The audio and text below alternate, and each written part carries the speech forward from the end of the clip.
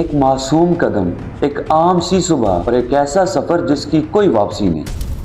سرگودا کی 7 سالہ ننھی منتہا جو صرف اپنی والدہ کے کہنے پر دکان پر گئی تھی، وہ دکان میں داخل تو ہوئی لیکن واپس کبھی اپنے گھر کی دہلیز پر نہ آ سکی۔ درندگی اور شفافیت نے ایک اور معصوم کلی کو کھلنے سے پہلے ہی مسل دیا۔ یہ صرف ایک بچی کا قتل نہیں بلکہ ایک ماں کی دنیا کا اجڑنا ہے، ایک باپ کے خوابوں کا جنازہ نکلنا ہے۔ آخر ہم کس دور میں جی رہے ہیں اور وہ کون سے دل ہیں جو ایک معصوم کی چیخوں پر بھی نہیں پگھلتے؟ یہ المیہ صرف قانون نافذ کرنے والے اداروں کے لیے نہیں ہے بلکہ ہمارے پورے معاشرے کے لیے ایک لمحہ فکریہ ہے۔ منتہا تو چلی گئی لیکن اپنے پیچھے ایک سلگتا ہوا سوال چھوڑ گئی ہے، کیا ہماری بیٹیاں واقعی محفوظ ہیں؟